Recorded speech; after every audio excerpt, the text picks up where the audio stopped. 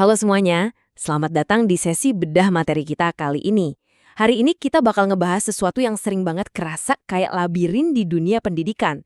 Ya, kita bakal ngomongin soal kualitas. Sebenarnya apa sih itu? Gimana cara kita benar-benar mencapainya? Nah, kita bakal kupas tuntas sebuah literatur yang benar-benar ngebuka mata soal topik ini. Yuk, langsung aja kita mulai perjalanannya. Kalau Anda seorang pendidik atau mungkin pimpinan sekolah, pasti udah akrab banget kan sama yang namanya kelelahan inisiatif? Maksudnya selalu ada aja program baru atau standar birokrasi pemerintah yang bikin pusing. Tapi coba deh dengerin apa kata pakar manajemen Tom Peters dan Nancy Austin ini. Mereka bilang, kualitas adalah tentang semangat dan kebanggaan.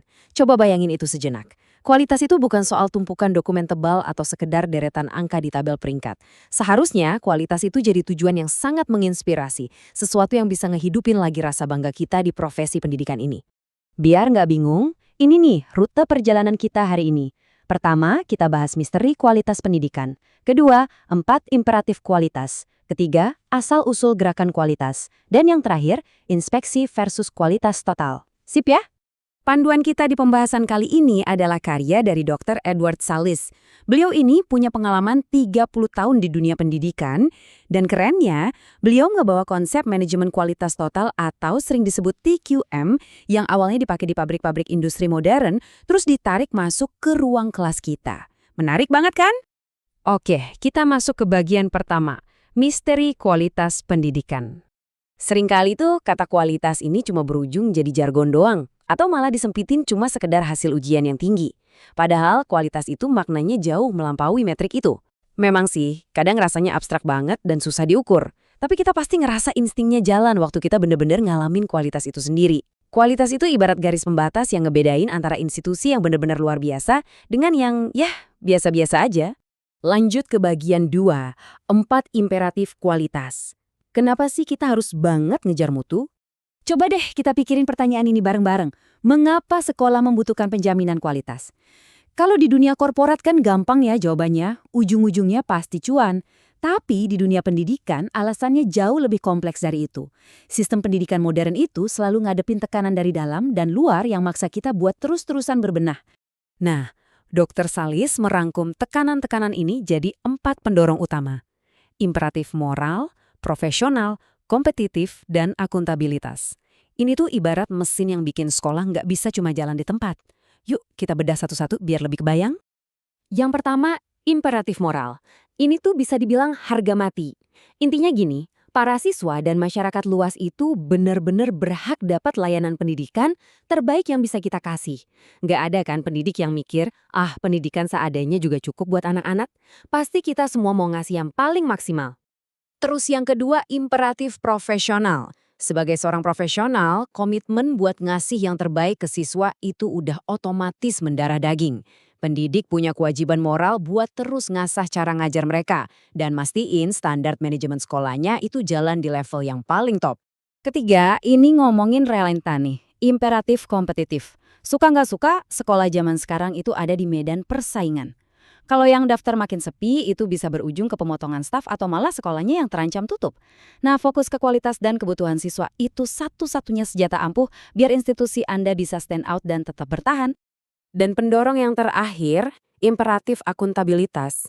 Ya, sekolah kan nggak hidup di dalam gelembung ya.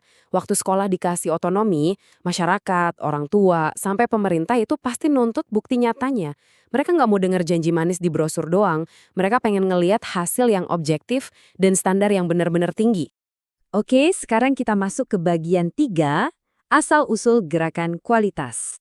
Kalau kita mundur sedikit ke sejarahnya, di era praindustri dulu, para pengrajin itu megang kendali penuh banget atas kualitas barang buatan mereka. Rasa bangga itu ada di tangan mereka sendiri. Terus, boom, produksi massal datang. Pekerja diubah jadi kayak robot yang cuma ngerjain tugas sempit dan berulang-ulang. Otomatis, rasa tanggung jawab atas kualitasnya hilang. Makanya muncul sistem yang namanya kontrol kualitas, yang kerjaannya cuma nyari-nyari kesalahan di akhir. Untungnya, di akhir abad ke-20, para pelopor TQM ngerombak total pendekatan ini buat balikin kendali dan tanggung jawab mutu itu ke semua pihak yang terlibat. Nah, ini bagian terakhir dan yang paling seru. Bagian 4, inspeksi versus kualitas total.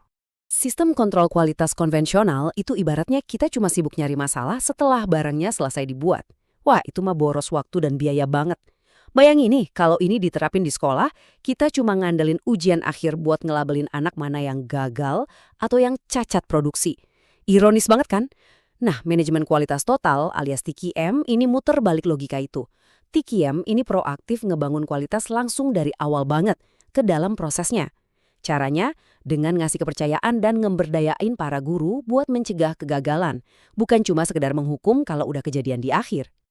Tapi satu hal yang perlu banget kita ingat, manajemen kualitas total ini bukan pil ajaib. Ini bukan plester yang bisa nyembuhin masalah pendidikan dalam semalam. Nggak gitu kerjanya.